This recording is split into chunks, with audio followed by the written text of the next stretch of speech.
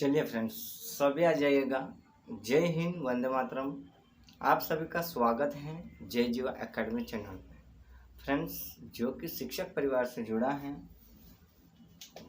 But friends अगर आप जय जीवा एकेडमी चैनल में नए हो तो चैनल को सब्सक्राइब कर लीजिएगा और अपने प्यारे फ्रेंड्स में शेयर कर दीजिएगा।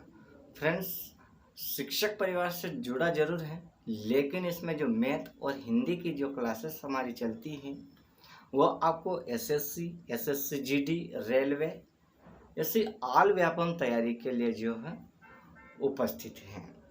तो जैसे अगर आप तैयारी करना चाहते हो तो हमारी एकेडमी को ज्वाइन करिएगा, ताकि आपको जो है हर रोज़ नए नए वीडियोस देखने को मिलेंगे। तो जैसा कि अभी हम बात करते हैं, आज की इस क्लास में हमने टॉपिक लिया है हिंदी से। हमने टॉपिक उठाया है कि वर्णमाला। कौन सा है? वर्णमाला। अब फ्रेंड्स, वर्णमाला की बात की जाए तो वर्णमाला जो होती है, मतलब हिंदी के जो वर्ण होते हैं वो कितने होते हैं? तो वर्ण होते हैं तो जैसे स्वर होता है, व्यंजन होते हैं। तो वर्ण की जब बात की जाए तो वर्ण हमारे कितने होते हैं? 52 होते हैं। लेकिन उससे पहले जो है चीजें आपको बताने से पहले आपको ये पता होना चाहिए कि जैसे हम वर्णमाला लिए हैं, वर्णमाला क्या है, वर्णमाला किसे कहते हैं, ये पहले हमें पता होनी चाहिए। तो जैसे हम करते हैं वर्णमाला, तो वर्णमाला क्या है? तो वर्णों के व्यवस्थित समूह को हम वर्णमाला कहते हैं। मतलब वर्ण जो होते हैं के जो वर्ण होते हैं तो ये कैसे होते हैं? व्यवस्थित होते हैं। ठीक है, अब इसको जो है देखिए, अब जैसे वर्ण के बारे में हमको पता हो गया। अगर हमको वर्णमाला का ये क्वेश्चन पूछ ले कि वर्णों के व्यवस्थित समूह को क्या कहते हैं, एग्जाम में आपको जो है इस तरह से क्वेश्चन पूछ लिया जाए और आपको ऑप्शन देखने को मिल जाए वर्णमाला, स्वर, व्यंजन या उपयुक्त सभी, तो आपको जो है राइट किस पे लगाना है? तो वर्णमाला पे। ठीक है, अब जब वर्ण की बात करते हैं तो हिंदी के जो होते हैं वर्ण कितने होते हैं? तो टोटल हमारे वर्ण होते हैं 52। कितने होते हैं? 52 होते हैं। और इसमें जो होते हैं फ्रेंड्स, 52 के भी जो होते हैं कुछ पार्ट बटे होते हैं। स्वर हमारे होते हैं 11 और व्यंजन हमारे होते हैं 33। ठीक है, अगर हम इसी के आधार पे अगर हम देखते हैं तो भाषा की सबसे छोटी इकाई अगर पूछी जाए तो ध्वनि होती है, और ध्वनि को लिखित रूप में वर्ण द्वारा क्या किया जा सकता है? व्यक्त किया जा सकता है। अब उसी तरह उच्चारण की दृष्टि से अगर देखा जाए तो उच्चारण की दृष्टि से भाषा की जो लघुत्तम इकाई होती है वो ध्वनि होती है, और लेखन की दृष्टि से अगर देखा जाए तो लेखन की दृष्टि से भाषा की सबसे छोटी इकाई होती है वो वर्ण होता है। कौन सा होती है? वर्ण होती है। वर्ण की बात की जाए तो वर्ण दो प्रकार का होता है। पहला हमारा होता है स्वर होता है, दूसरा हमारा होता है व्यंजन। अब इनके जब हम बात करते हैं तो स्वर को क्या कहते हैं? स्वर किस तरह से जो होता है, स्वर कितने प्रकार का होता है, ये सारी चीजें हम बताएंगे आपको। बट उससे पहले जो है इनके प्रकारों के नाम आपके लिए जानना आवश्यक है। तो जैसे हम स्वर की बात करते हैं तो अग्र स्वर हो गया हमारा, पश्च स्वर हो गया, संतृप्त स्वर हो गया, मध्य स्वर और मूल स्वर। यह हमारे स्वर के प्रकार है। लेकिन उच्चारण के आधार पर अगर स्वर के भेद देखा जाए तो हमारे ह्रस्व स्वर, दीर्घ स्वर, लुप्त स्वर और वृत्ताकार स्वर।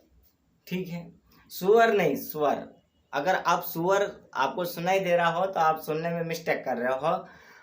हम जो पढ़ रहे हैं हिंदी में पढ़ रहे हैं तो उसको बोलते हैं स्वर, स्वर नहीं स्वर। ठीक है, अब व्यंजन की बात करते हैं तो व्यंजन हमारे होते हैं, तो उच्चारण की दृष्टि से अगर व्यंजन के भेद अगर बात की जाए तो हमारा स्पर्श व्यंजन होता है, अंतस्थ व्यंजन, ऊष्म व्यंजन और संयुक्त व्यंजन। तो फ्रेंड्स, ये जो था हमारा वर्ण मतलब कि व्यंजन और स्वर। अब इन सारों के हमको क्या करना है? इनकी डेफिनेशन मतलब इनकी परिभाषा देखना है। स्वर कौन से हैं, और स्वर के जैसे हमने अग्र स्वर लिया है तो अग्र स्वर जो होते हैं वो कौन कौन से होते हैं, ये सारी चीजें हम आपको बताएंगे। ठीक है, देखिएगा आगे। अब देखिएगा, अब जैसे हम बात करते हैं स्वर की, तो स्वर क्या है? तो स्वर उन ध्वनियों को कहते हैं जो बिना किसी अन्य वर्णों की सहायता के उच्चारण किए जाते हैं। मतलब इसमें जो होता है वो किसी वर्णों की सहायता नहीं ली जा सकती है, किसी वर्णों का जो है मतलब सहायक नहीं होता है उसे स्वर। तो स्वतंत्र रूप से बोले जाने वाले वर्णों को हम क्या कहते हैं, स्वर कहते हैं। मतलब किसी को भी जो है किसी के भी दबाव में नहीं आता है और वो क्या होता है, स्वतंत्र होकर बोलता है या स्वतंत्र होकर बात कहना, वो क्या कहलाता है, हमारा स्वर कहलाता है। जैसे हम स्वर की बात करते हैं तो स्वर में हमारे होते हैं अ आ ई उ ऊ और री ई ओ आदि, ये हमारे क्या होते हैं, स्वर। लेकिन हम बात करते हैं तो हिंदी की भाषा में री जो होता है वो अर्ध स्वर माना जाता है, यह अर्ध स्वर कहलाता है। ठीक है। अब उसी तरह हम बात करते हैं स्वर के भेदों के बारे में। तो स्वर के जो भेद होते हैं वो कौन से होते हैं, पहला हमारा होता है अग्र स्वर। अब अग्र स्वर क्या है उसको थोड़ा ध्यान से देखिएगा। तो अग्र स्वर की जैसे हम बात करते हैं, अब हम बात करते हैं अग्र स्वर।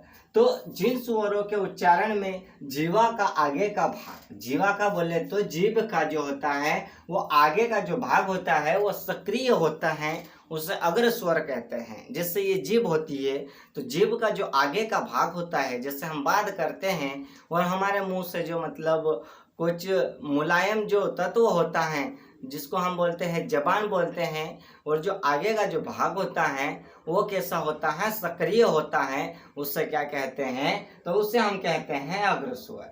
अग्र स्वर की अगर बात की जाए तो अग्र स्वर हमारे कौन कौन से होते हैं, ई होता है, ए होता है, ए होता है, अ होता है और ई, ये हमारे कौन से हैं, अग्र स्वर है। अब उसी तरह हम बात करते हैं पश्य स्वर की। तो पश्य स्वर क्या है उसको थोड़ा ध्यान से देखिएगा।